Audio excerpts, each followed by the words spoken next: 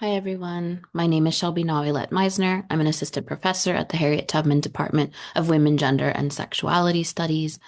I'm recording my comments in case my flu isn't gone in time to join you all in person at APA. I want to offer a reading of Faux Feminism that treats the book as more than a diagnostic of bad feminisms. The claim here is that Khadr's central contribution is a theory and practice of feminist distillation aimed at one overriding problem. Feminist ideas have become so culturally powerful and so widely legible that they can now be recruited into projects that consolidate hierarchy. The question after Dobbs is therefore not simply who is a feminist or who is misusing the label. The question is what kinds of feminist ideas are transmissible and what happens to them when they travel into institutions, into policy, into media, and into the intimate scenes where people learn what feminism is. Khadr stages this problem immediately in the most ordinary place, a parent reading to a child. The point of the opening is methodological. It insists that feminism is reproduced through ordinary attachments and everyday pedagogy, long before it becomes a self-conscious political identity. Khadr's first move is to take a figure who is frequently framed as outside of feminism, Amy Coney Barrett, and show that she is not outside of feminism's cultural grammar at all. She is rendered a new kind of woman, performs femme power in institutional space, and offers dream big as feminist advice to girls. What lands so hard in the opening is the recognition that the same refrain circulates in liberal parenting culture as something like feminist common sense. Khadr writes bluntly that the call was coming from inside the house. And she means that literally, from her house, from a bedtime ritual, from books that feel progressive and diverse and affirming. This is where the book takes shape. Feminist ideas are powerful enough to be the air that her daughter breathes. That is a victory of one kind. It is also, as Khadr shows, a new condition of risk. Seemingly feminist ideas can be harnessed for misogyny and white supremacy, and the co-optation is not always obvious in real time.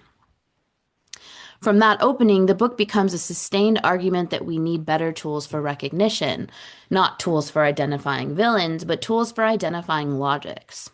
Khadr proposes that many bad and faux feminisms, including white feminism, neoliberal feminism, girl boss feminism, right-wing co-optations, and dream big feminism, draw their force from a single, widely shared idea, that feminism is fundamentally about freedom. This is the move I'm calling distillation. Khadr doesn't merely add one more critique to an already crowded conversation. She compresses a sprawling set of disputes into an analysis of a generative engine, a kind of conceptual motor that produces exclusion while still feeling emancipatory. She names that motor the freedom myth, the assumption that feminism aims to free individual women from social expectations. It's worth slowing down on why Khadr calls this a myth, because it clarifies what she's doing philosophically. The myth isn't the claim that restrictions and norms never harm women. The myth is that restriction is the central form of gendered harm and that removing restrictions is the central form of feminist remedy. Khadr argues that oppression harms by pushing us into inferior positions in an unjust hierarchy, and she insists that freedom talk often masks other sources of harm, including structures that perpetuate inequality. That shift matters because it replaces the liberal imaginary of emancipation, individuals released from constraint, with an anti-hierarchical imaginary of emancipation, structures dismantled, vulnerability redistributed, and power made answerable. It also makes Khadr's critique explicitly anti-imperialist and anti-capitalist in orientation. She argues that by buying into the freedom myth pushes feminists toward strategies that do nothing about or worsen white supremacy and economic injustice. In other words, freedom becomes an alibi for hierarchy, an alibi that can travel easily because it matches cultural truisms about progress and individual potential. This is where Khadr's distillation produces something stronger than critique. It produces a conception of feminism rooted in anti-hierarchy. The book repeatedly invites a shift in evaluative criteria, away from whether an intervention expresses autonomy or choice or self-determination, and toward whether it reduces domination and the patterned production of unequal vulnerability. That shift matters because it makes feminism analytically durable. It allows feminist claims to be assessed across radically different social worlds without demanding a shared cultural ideal of the self. It also supplies a practical diagnostic. If feminist argument can be used to justify throwing the many under the bus in the name of the few, then the problem is not merely bad faith. The problem is that the idea itself is structured to flow upward into hierarchy. The generosity of this distillation is one of the book's most striking features. Khader does not treat faux feminism as an external enemy that only they fall for. She insists on a we, and she explicitly includes herself within the reach of the freedom myth's allure. The stance functions as a political invitation. Readers are not asked to perform moral purity in order to enter the critique. They are offered a way to recognize how ordinary feminist reflexes can be rerouted into exclusion and domination. At the same time, the book refuses the managerial solution of rebranding feminism or narrowing it to a purified identity. Khader's stated aim is to craft a feminism for everyone, which reads less as a rhetorical aspiration and more as an insistence on anti-hierarchy accountability. Feminism must be able to speak to those burdened by gendered harm rather than those most fluent in the idioms of respectable freedom. That generosity is tied to the book's intergenerational orientation. The opening is not simply a hook, it establishes the book's form as a kind of pedagogical care. The text is written as if theory is always already in transit, moving through children's books, through memes, through workplace norms, through philanthropic narratives, court decisions. Khader shows that feminist ideas are part of a social reproduction. They shape what becomes thinkable and what becomes normal long before anyone arrives at a seminar table. That matters for how she defines the stakes after Dobbs. The urgent question becomes, what ideas are we handing down when we think we are handing down feminism? Which ideas will be available for the next generation to use against hierarchy? And which ideas will quietly habituate them to hierarchy while letting everyone feel emancipated? This intergenerational thread runs deeper than the children's book scene. Khader explicitly registers the limits of a feminism that equates liberation with detachment from community.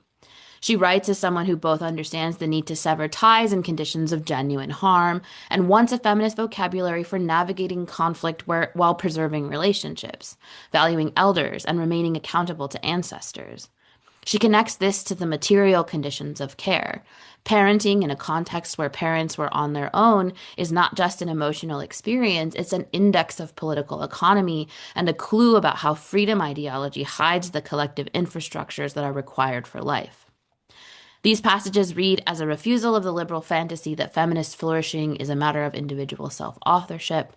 They reframe feminist problems as problems of relational obligation under conditions shaped by racial capitalism and the state abandonment. Seen through this lens, faux feminism can be read as practicing reproductive justice in the realm of feminist theory itself. Reproductive justice has always been about more than formal choice. It is about power over the conditions for reproduction, the capacity to raise children in safe and supported communities, and freedom from state and corporate regimes that manage bodies and families through coercion. Khader's opening insists that feminist ideas are part of those conditions. She treats the reproduction of feminist common sense, what children are taught, what activists repeat, what institutions legitimize, as a political field that can either intensify hierarchy or help dismantle it. The book, in other words, performs an ethics of transmission. It assumes responsibility for what feminism becomes when it is inherited by people who will live under different constraints than the present moment. As an aside, secondary but still meaningful, the same intergenerational ethic appears in Khader's approach to bad argumentation. The book often engages flawed feminist reasoning with a patience that reads like pedagogy rather than punishment. It models a critique that is neither indulgent nor carceral. It traces where the argument comes from, shows how it misdescribes harm, and then offers readers a path to outgrow it. In a moment when feminist discourse is frequently organized around denunciation and purification, that choice supports the broader reproductive project of the book. It helps readers remain in relation long enough for transformation to occur. I don't know if Serene knows this, but the very first time I ever met Serene was when she zoomed into an undergraduate class I was in 2013. And just the kindness and the patience with which she approaches students, with which she approached me at the time. I hear that in her patience with the bad argumentation that she encounters in the book. Crucially, this distilling, intergenerational reading of faux feminism is not a reading that requires Indigenous feminisms to appear as an absent supplement. Khadr's book directly engages Indigenous feminist scholarship and activism in ways that already foreground kinship, land, colonial governance, and the political economy of family. In her discussion of Kim Tallbear and Kim Anderson, for example, Khadr tracks how settler ideals of kinship, monogamous marriage, and the nuclear family are tied to private property and land dispossession, and she foregrounds relating as an Indigenous alternative to identity forms laden with capitalist and settler logics. This isn't just window dressing, it's an analytic demonstration that feminist futurity can require returning to Indigenous ways of relating as sources for imagining less oppressive social forms.